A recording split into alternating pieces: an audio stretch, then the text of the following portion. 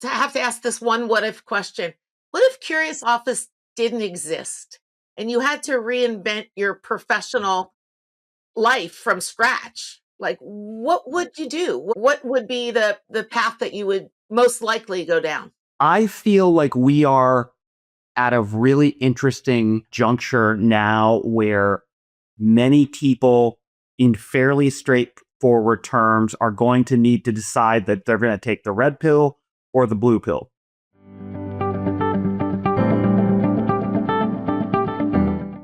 Welcome to What If with Leslie Grandy. In this episode, we explore the importance of encouraging curiosity within organizations of all sizes, the challenges companies must deal with when evolving their culture in the face of disruptive new technologies, and the acceptance of risk and failure on the journey to deliver transformative change. We live in a moment where transformation is often framed as a technical problem. New tools arrive, new systems get installed, new competitors emerge, and then new problems arise. Organizations talk about digital transformation, AI transformation, and cultural transformation as if these are things you can simply roll out, train on, and check off a list. But real transformation doesn't begin with technology. It begins with a question. It begins with a willingness to be genuinely curious about what's actually happening inside an organization, inside a team, and even inside ourselves as leaders. This is not about treating curiosity as a personality trait, but curiosity as a practice, the kind that invites uncertainty instead of rushing past it, the kind that opens up space for uncomfortable conversations instead of smoothing them over, the kind that says, I don't fully understand this yet, and that's exactly where I want to start. Culture is often described as how we do things around here. But beneath that surface, culture is really about values and what we're allowed to question and what we're not. It's about whose voice gets to be heard and who gets to challenge the way things work. And also, over time, who learns it's just better to stay quiet. It's about whether bold ideas are treated as risks to manage or possibilities to explore, and whether the person who has a bold idea has to have a specific role. In fast-moving, technology-driven environments, especially now with AI reshaping what's possible almost weekly, that distinction becomes critical. Because the speed of change doesn't just pressure systems, it pressures people. It asks them to let go of expertise that once made them valuable. It asks them to step into problems that don't come with clear job descriptions, clear success metrics, or clear answers. That's where curiosity becomes more than a mindset. It becomes a form of operating mode. Curiosity is what allows a team to look at a process that works and still ask if it's serving the future they want to build. It's what gives people permission to open Pandora's box of ideas, knowing that not every question has to lead to an immediate solution. Sometimes it just needs to lead to a better understanding of the problem itself before designing the wrong solution. And there's a quiet courage in that, because asking better questions often feels riskier than proposing confident answers. Questions can expose gaps. They can surface tensions. They can reveal what we've been optimizing for might not actually be what matters most. This is especially true in moments of transformation. When organizations say they want to change, what they're often really saying is they want different outcomes. But different outcomes usually require different behaviors, different conversations, and different assumptions about who gets to shape the direction forward. So this is the space where my conversation with my guest, Kelly Smith, lives. It's about what it takes to build environments where people don't just follow plans, but participate in shaping them, where risk isn't framed only as the chance of failure, but also as the opportunity to learn something essential before it's too late, where technology, including AI, isn't treated as a shortcut to answers, but as a thought partner that can challenge how we see problems in the first place. At its core, this is a conversation about agency, about what happens when people feel they are allowed to ask, what if we did this differently? And trust that the question itself won't be punished. because transformation happens when a culture shifts from protecting what it already knows to being curious about what it doesn't. And we're going to cover a small but important part of that terrain today. I hope you enjoy this episode of What If with Leslie Grandy. My guest today is Kelly Smith, a digital innovation leader and entrepreneur who's built and led product and technology teams at companies like Starbucks, Athletic Greens, MGM Resorts, and Haggerty. He's also the founder of Curious Office, a seed stage incubator where early ideas get tested, shaped, and sometimes completely reinvented. What I love most about Kelly's work is that it just doesn't focus on what teams build, but how they work. He brings product engineering and culture together to help organizations grow in fast-moving, technology-driven environments. Today, we're going to talk about what it really takes to drive transformation, build resilient teams, chase ambitious goals, and lead with intention in a world where technology, and now AI, is constantly changing the rules. Welcome to the podcast, Kelly. Thank you so much for joining me today. Thank you so much, Leslie. It's great to see you again. It's been a long time. It has. It's terrific to be able to connect with you in this context because I really want to pick your brain on a lot of topics. Although we haven't worked together, we have several connections in common. So I've tracked your very successful career for a while now. And I know you've led digital transformation inside some very large organizations. When you first step in, what does the as-is reality usually look like? And what tends to be the hardest barrier to moving the organization forward? Yeah, that's a great question. I think it's interesting because those jobs, they have digital in the title. And so I suppose it would be natural for folks to think that the crux of it is really digital or it's fundamentally about software, that kind of thing. And to some degree, I think that's true. But my own experience was that, oftentimes it's not, things don't sort of move at the speed of digital in that context. And a lot of what you're trying to work through is oftentimes cultural, could be sort of DNA. It could be, earning trust at the upper levels. Obviously, in all companies, there's a sort of corporate political aspect to things. And I think that all of those other elements for me sort of stand out in my memory as being just much more than I might have expected before sort of getting into the companies and, getting into building cool products and engineering and design and everything else. Obviously, that's still important.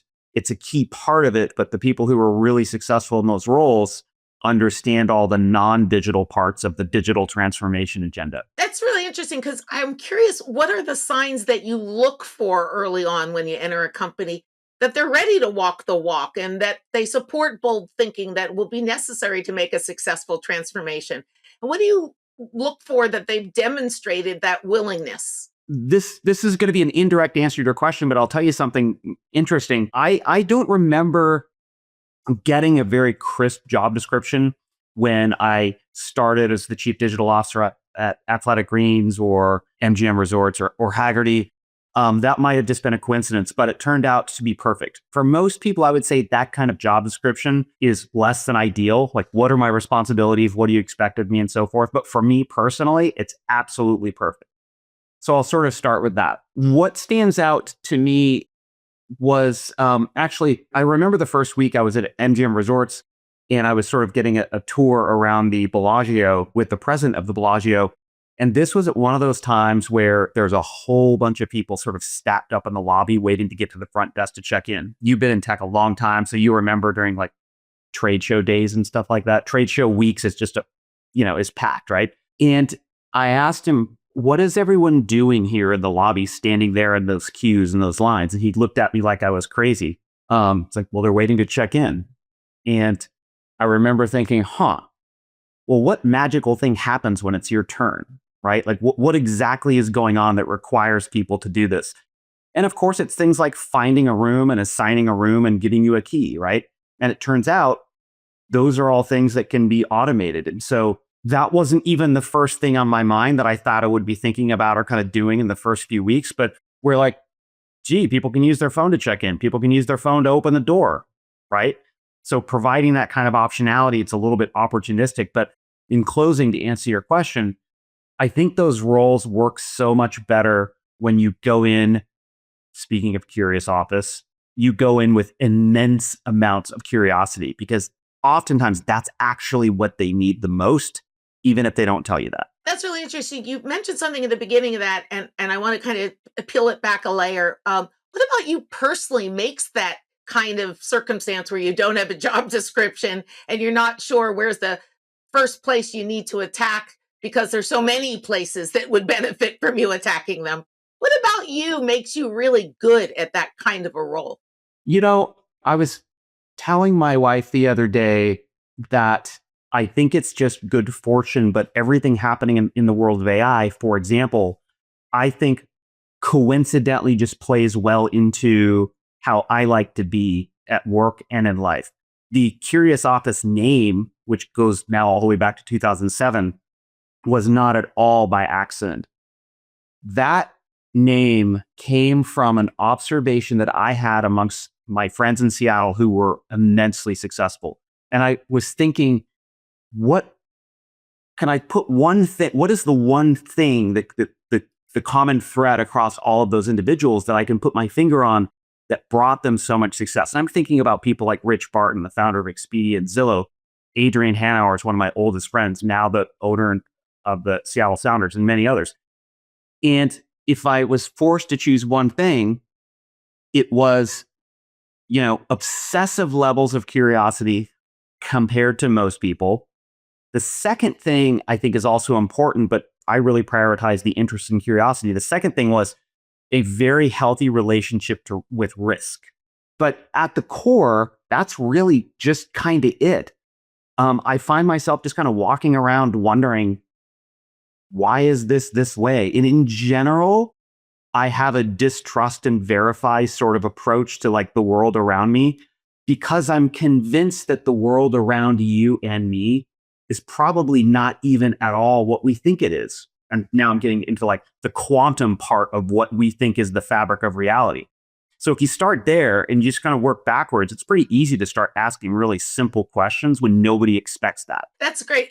That was such a rich answer. It's two branches I'm going to go down. So I'm going to come back to one part that you said about risk. But before I do, I love your emphasis on curiosity. And I'm just curious myself how you see an organization reflect that in their norms and their behaviors.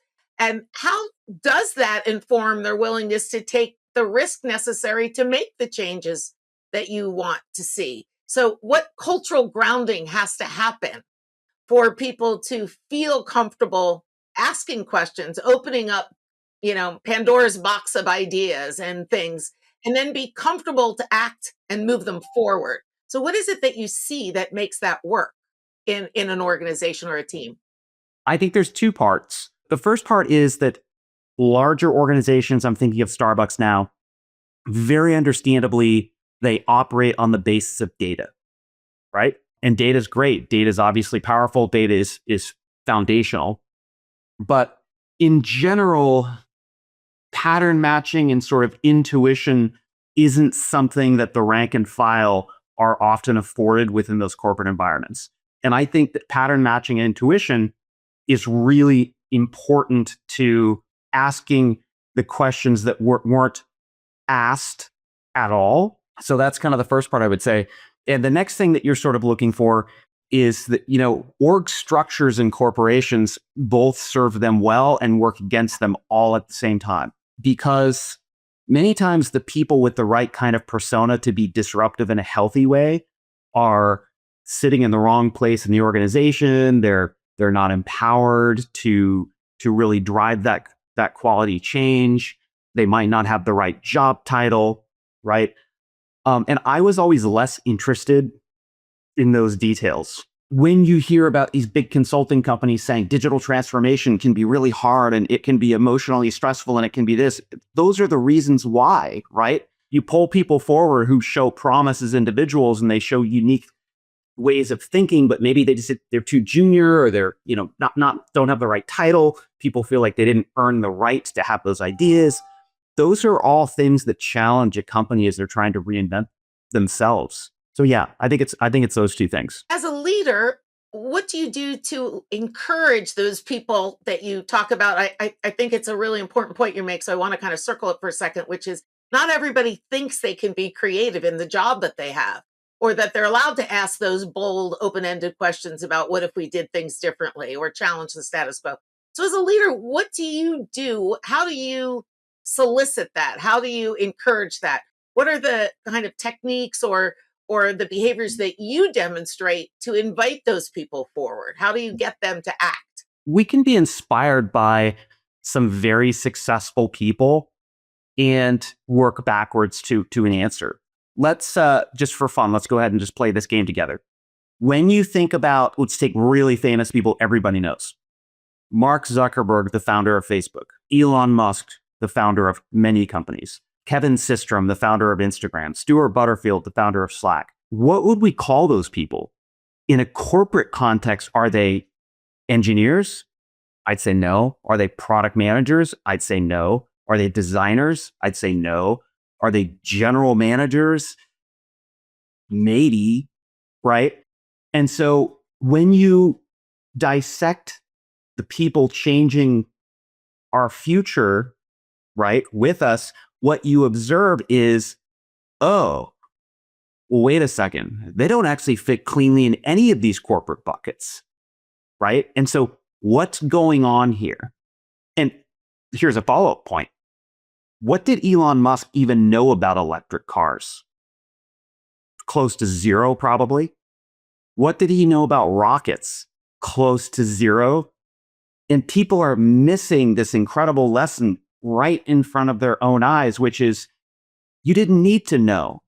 You'll learn what you need to learn. And in a corporate world, that way of thinking, that kind of behavior, that request and expectation of people should be provoked, right? So you can start to surface those people who, are the gifted polymaths that might have been locked or tucked away in a corner. That's what you're really looking for. And so you meet the team, you ask these provocative questions, and you kind of get a sense quickly as to whether someone's willing to go down that path with you with an open and creative mind to what that might lead to, versus someone who stays more linear, sort of in the lane. Is that how you would say it when you talk about the provocations?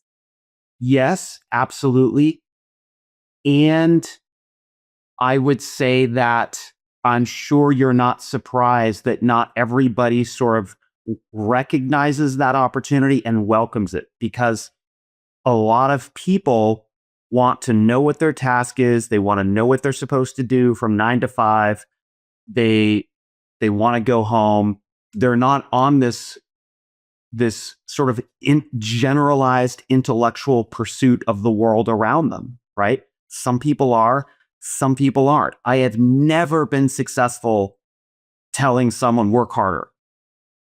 I've never been successful telling someone think harder. I think people are going to have to learn, by the way, because, I'm sure we'll get into AI here at some point. People are going to have to learn what I'm saying right now, but that will be upon many people, that will be forced upon them, because the definitions of their roles in the next 24 months are going to fundamentally change.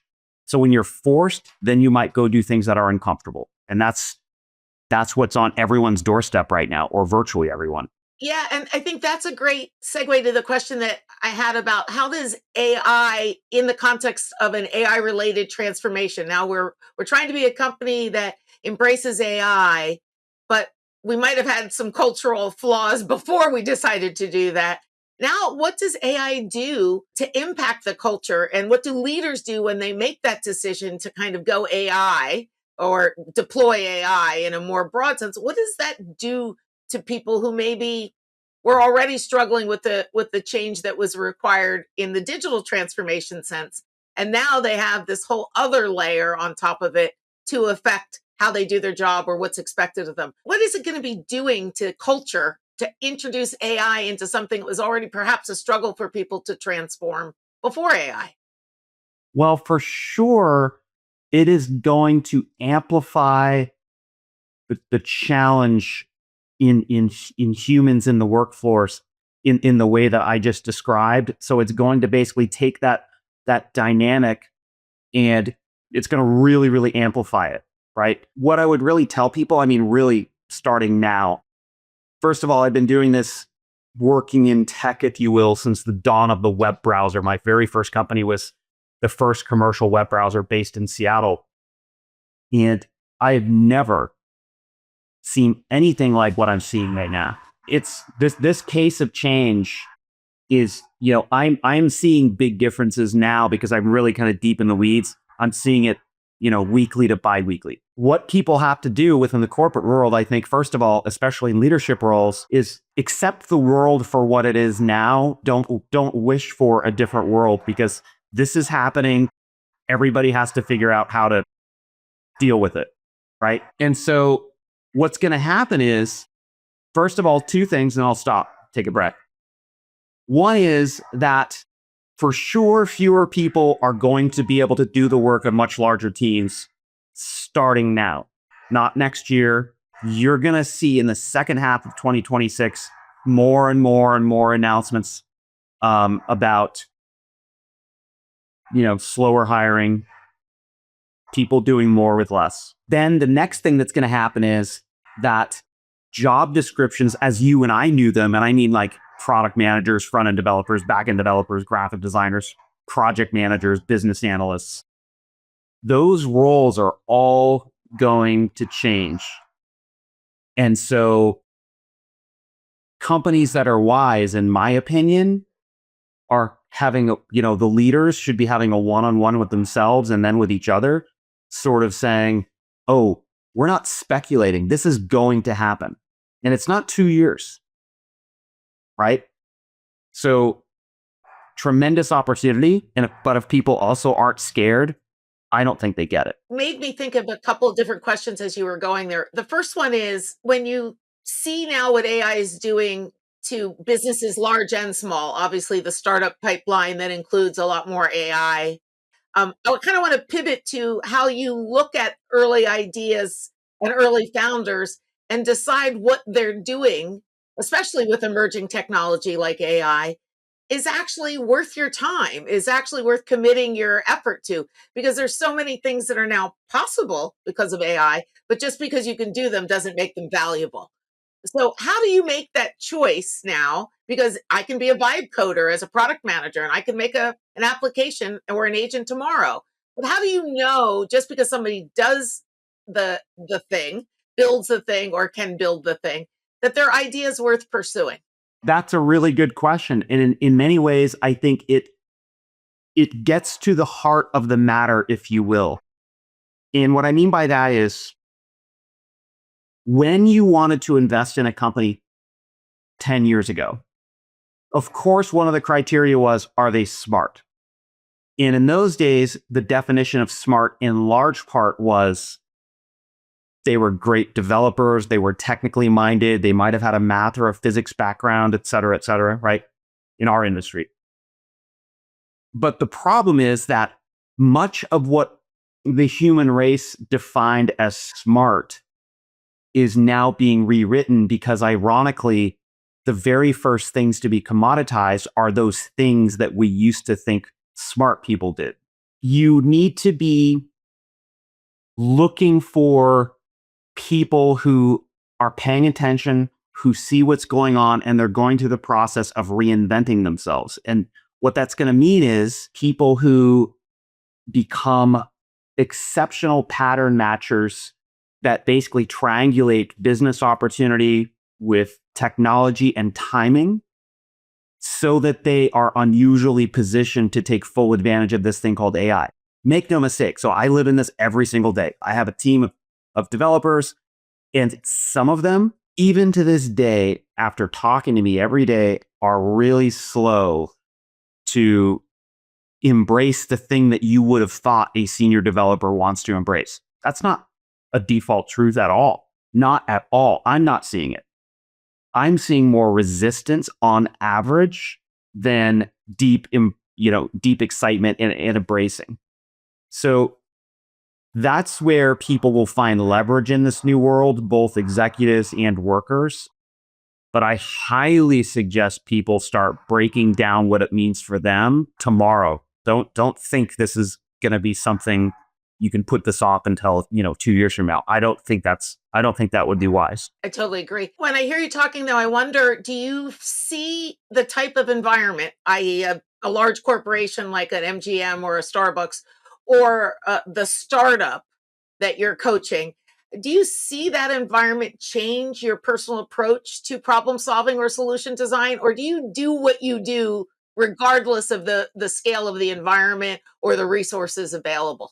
It's a really good question because I need to look in the mirror myself and I need to ask myself whether or not I'm an ideal person to be within large companies trying to drive this kind of change. And the true answer is probably not, right? When I first started at Starbucks, if I were to be honest with you, it was actually an exercise in curiosity because I didn't even know if I would survive or thrive inside of a big company. I had no clue. What I learned was that I began to appreciate the qualities in certain kinds of people that can really navigate big corporate environments and they do it well. Even certain people in my mind are popping into my head right now. And I remember thinking, wow, this person is brilliant for this setting, right? I was always a disruptive one. There's a part of, when I spend time with people now based on my journey, I really, really, really, really, really try to get them to think about their intuition because our intuition's telling us all something.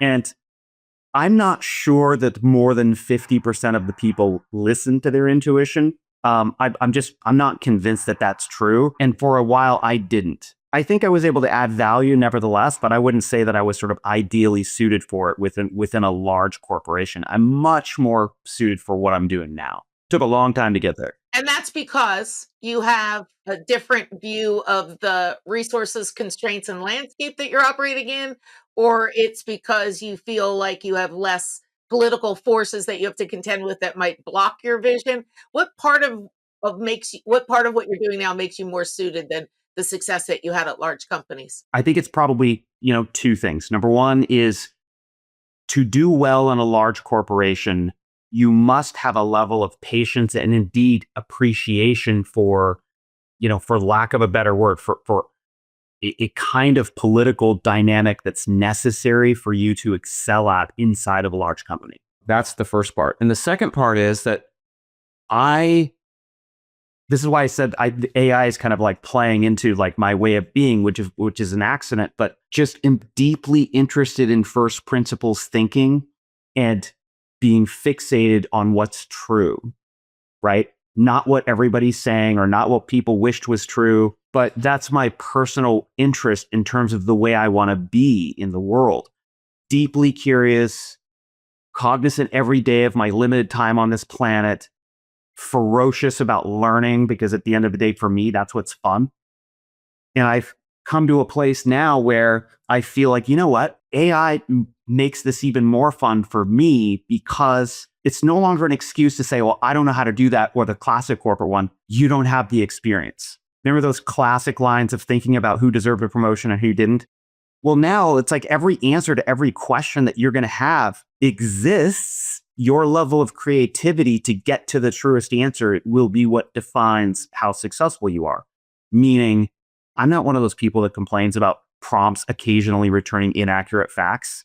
I'm interested in triangulating with all the capability in getting to what's probably the truest thing. That is not necessarily what's going to make you, successful for 20 years at Starbucks. I hope you enjoyed this episode of What If with Leslie Grandy. If you'd like to learn more about how we can work together to expand your organization's capacity to innovate, to leverage AI as a strategic thought partner, and to inspire your teams to think bigger and take intelligent risks, visit lesliegrandy.com today.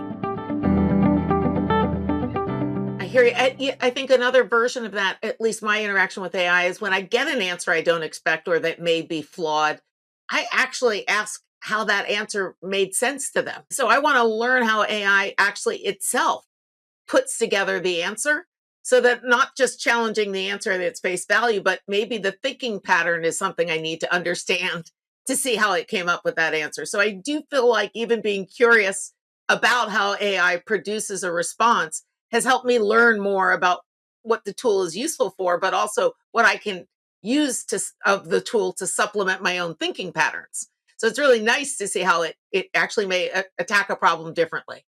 Exactly right.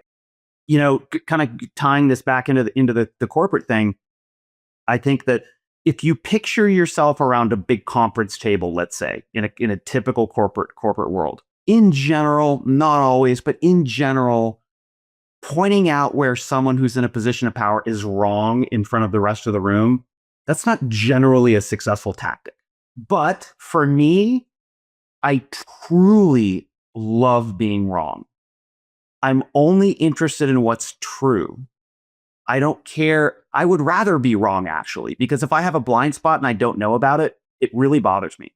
I don't know what advice I would give to people necessarily sort of now based on my own personal journey, but I would absolutely encourage people to sort of sit down and just sort of think like, hey, take a deep breath, right? And let's all remember our life is finite here. Like, is it possible your intuition is telling you something today or yesterday that maybe you're not listening to or you haven't been listening to, right?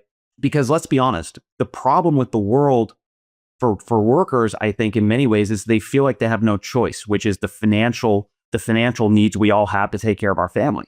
That gets into the whole risk, your relationship with risk. So it's a super, super serious and challenging balance. But I think in the end of the day, what ultimately wins if you allow enough time is listening to your intuition and sort of trying to adopt a way of thinking where you see the world through a lens of first principles first, and then just start doing that, start thinking that way every day, and build your career around how that works. With risk, I think a lot of people are afraid of risk because they're afraid of failure, and they see risk as introducing a probability around failure, right? Whatever that probability is, it may even be a small probability, but in a corporate environment, a probability of failure is a failure of performance, or at least perceived as a failure of performance. How do you deal with failure, and what role has failure played in your journey as an executive, a founder, and also an investor? Like, has it changed how you thought about failure? Has it just gotten more concrete in your mind that failure plays a particular role? How do you think about it? Failure is actually kind of an interesting word. For example, what if we just take a minute for a second and say, hold on a second, what does it mean exactly? I mean, what's the definition of this word? Because sometimes people conflate it with things didn't turn out the way I expected, right? But what's the technical definition of the word? The technical definition of the word goes all the way back to the days of like practically when we can track humans, and it had a literal definition which was physical, to stumble or trip. And I think what I see in business a lot is that we use the word failure kind of incorrectly almost, which is to say that, because someone couldn't interpret the future, they failed. And I think there's a nuance that's really, really important there, right? You can have an intuition about what the future will support in terms of a startup. And you can sort of do your best to try to triangulate like why you think now is the right time and why you think this is going to be the right product that the market's going to react favorably to. But what you can't do is assure your investors that you know the future, right? So what you're looking for is really high quality failures from people where they stumbled and tripped and dealt with that really well. But you're not looking for like, gee, you should have known, you should have known exactly what 2028 is going to be all about. I don't really fault people for things like that.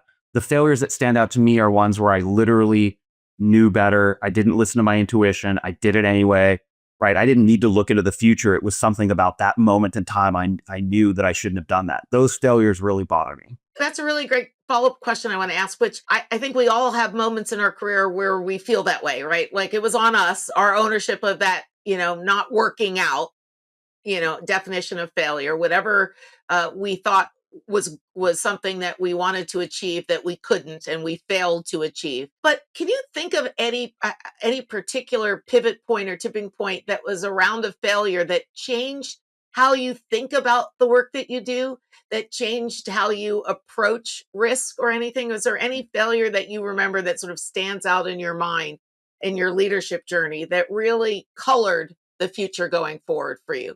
And I mean in a positive way, something that you thought because of that, you're going to learn and bounce forward in a specific way. Yeah, I actually think about this one a lot.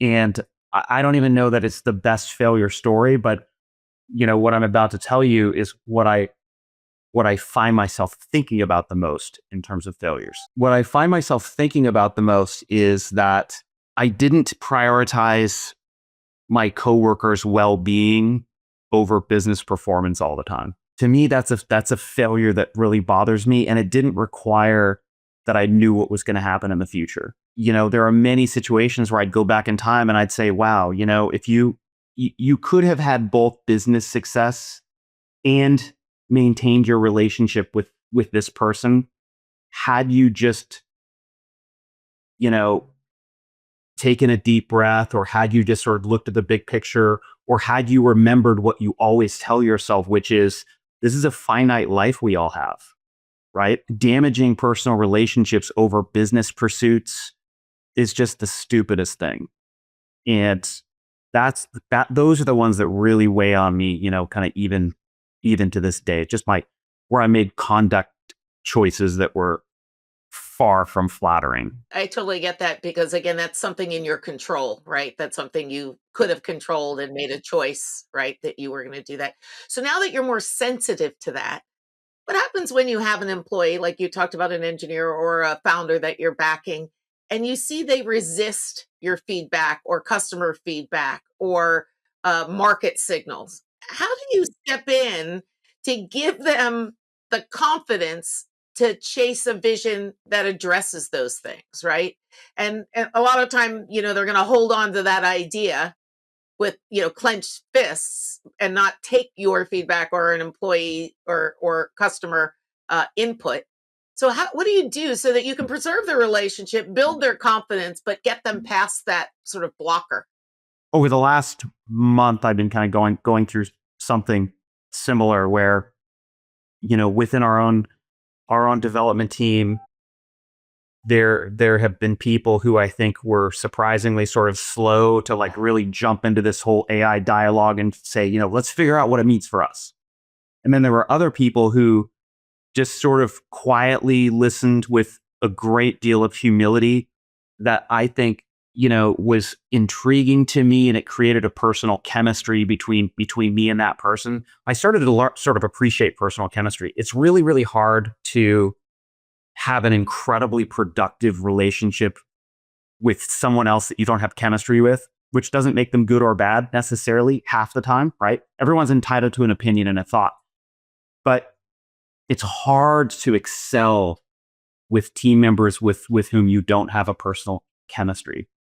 It's a non-obvious point, I think, but So when you're looking for people to back and products and ideas to back, that's a factor for you, right? Is whether or not you actually envision having chemistry that will carry you through those tough times. 100%, because we can all think of brilliant people who you recognize they're brilliant, incredibly gifted on any measure, but doesn't necessarily mean you want to spend their Sunday afternoon with them for whatever your own reasons, right?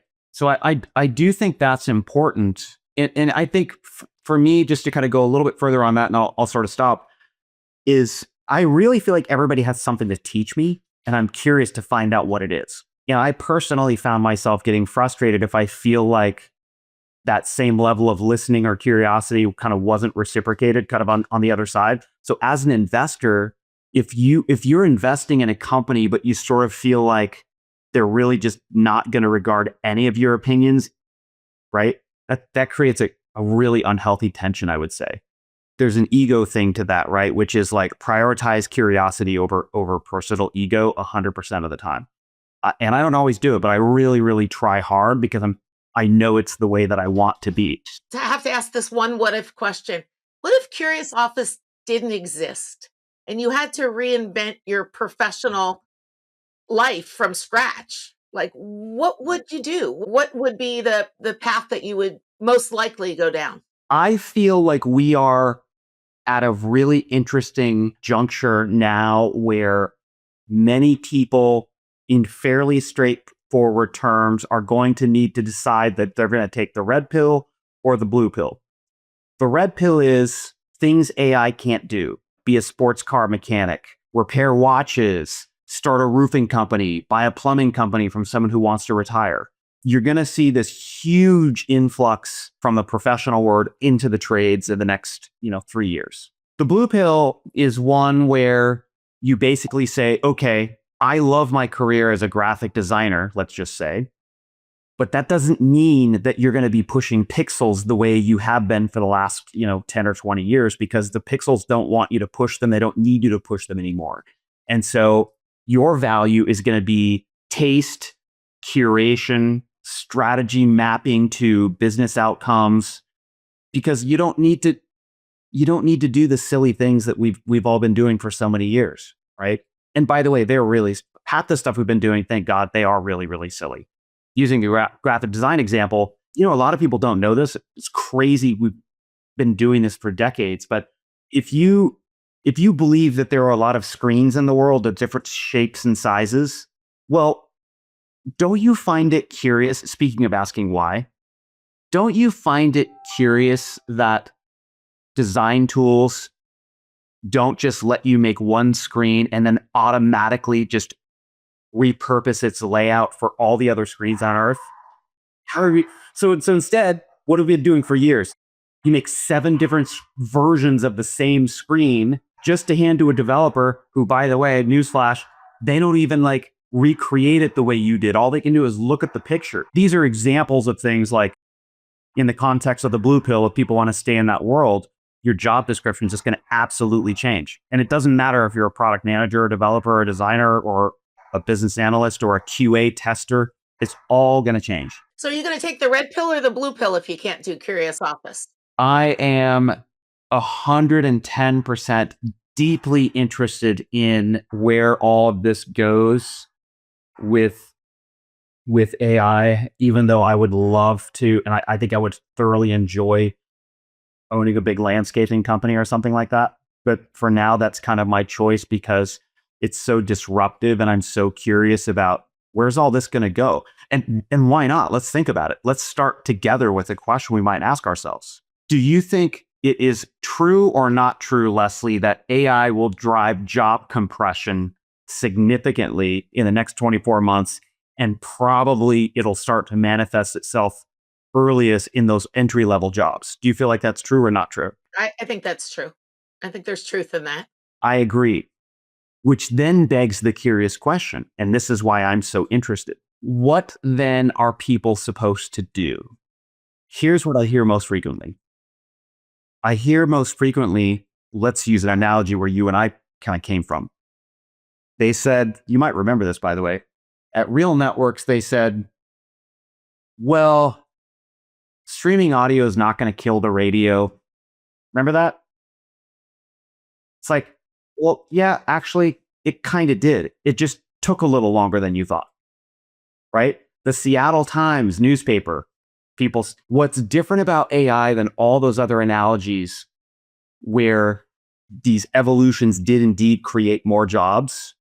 What's different is you can't compare these things because the fundamental nature of AI actually is about elimination, right? And that was never really, nothing else really compares. So I agree with you. I think that's what's going to happen. So now I'm curious about, well, then what? What are we supposed to do about it? And I'm interested in helping people understand, because I have a front row seat. Like, well, the part of the what is, just because you're a senior developer does not mean you're going to get the maximum out of AI such that you're going to be protected. Why?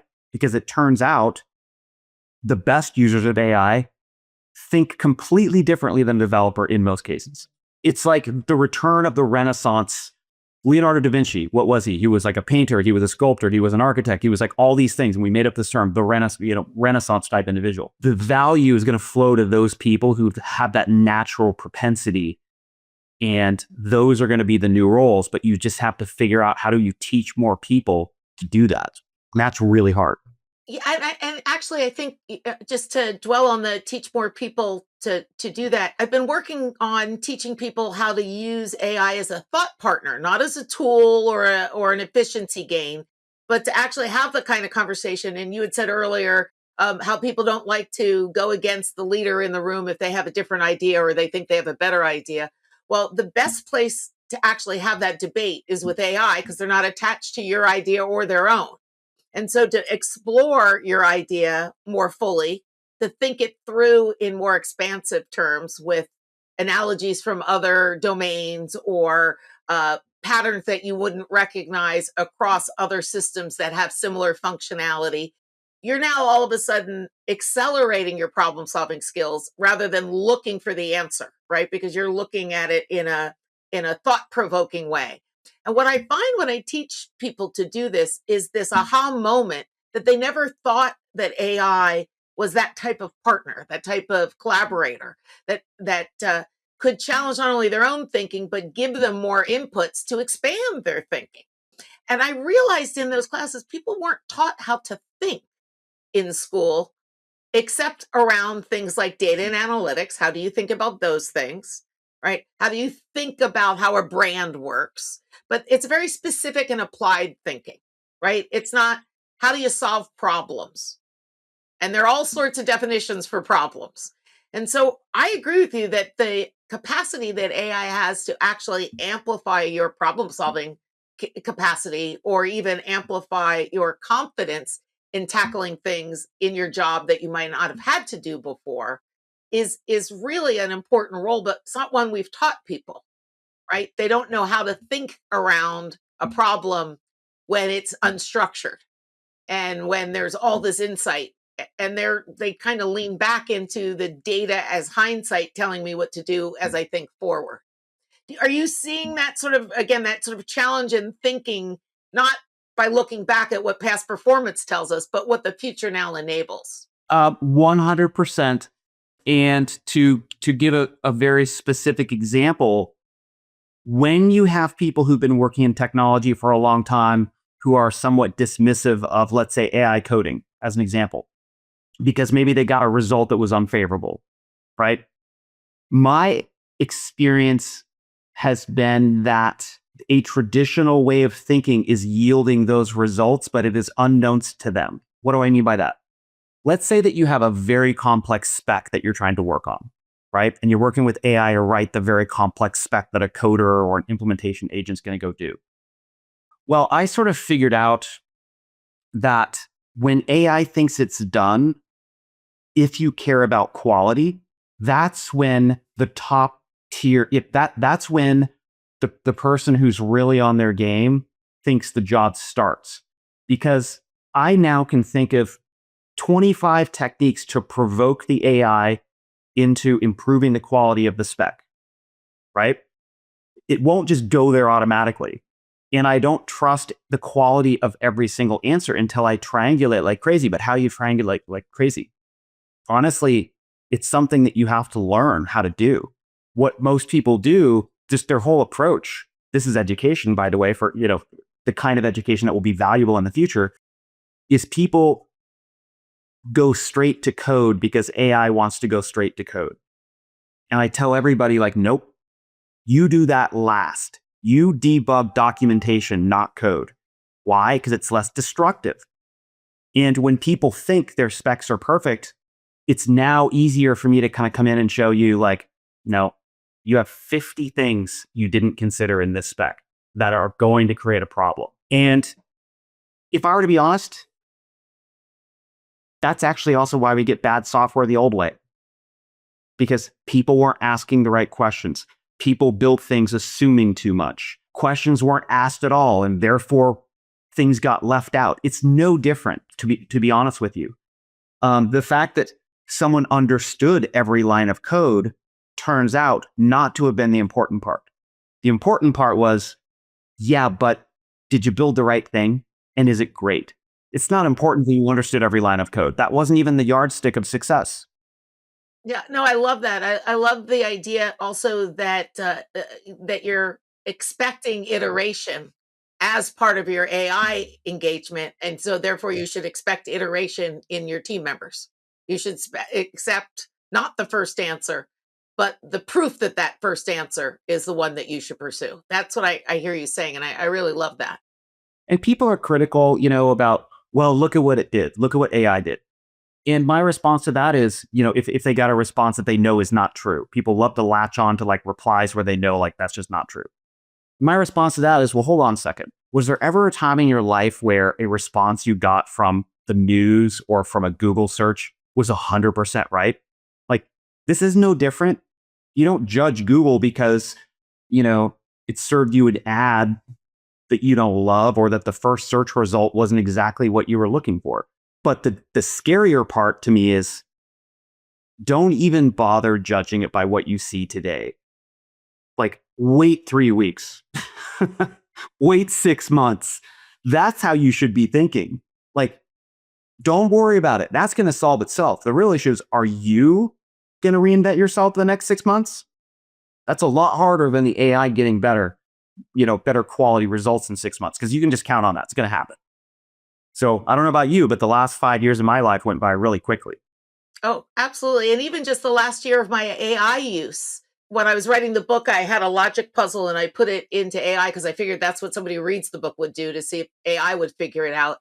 And it had like 15 facts. And the question was sort of like, who lives in the red house? And when I gave the problem to AI, it stopped with the first answer it got with only using 12 of the facts. It decided three of the facts weren't necessary.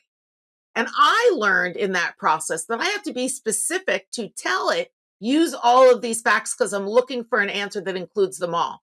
And when I saw the wrong answer, I realized it was my flaw, not AI's flaw, that I wasn't more instructive, that every fact had to be considered. And so the second time I did it, I didn't do it either. And I just curious what it would do if I did it again. And it just ignored two different facts and came up with another answer. Neither of those were wrong answers, given that my prompt didn't say every single fact had to be considered. So the other part I think that you're making is, wrong or mistaken is sometimes contextual to how the prompt was even crafted, right? And where you pointed AI. I would argue it's even more nuanced than that. And here's why. Because these tools were created by people, my experience is that they have manifestations like people also. Here's what I mean.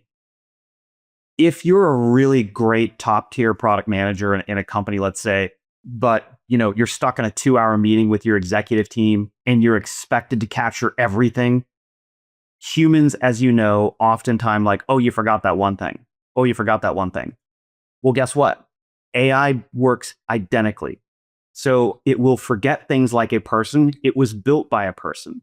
And so it can't hang on to every fact, even if you think, well, I wrote this and I told you to consider it and now you're not. It's like the expectation should be it acts more like a human than you think, right? It's going to forget things. There are techniques to improve that, just like there are techniques people can use to improve their own memory. But I do not default to it remembered what I said.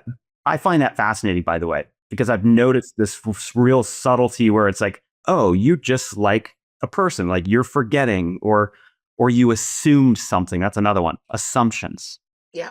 Yep. And I also do feel there's an attempt to create a relationship with me by how kind the answers are often, or how the feedback comes back to me like, that's strong, but I can help you make it stronger, so that I'm more accepting of the output because it seems to come in the guise that isn't necessarily what I might see in a meeting room, right? Where someone will push back on my idea in a completely different way for a different reason, right? How it affects their job or how it affects the work that they were doing and are fearful that work will change. So my idea doesn't look as good to them.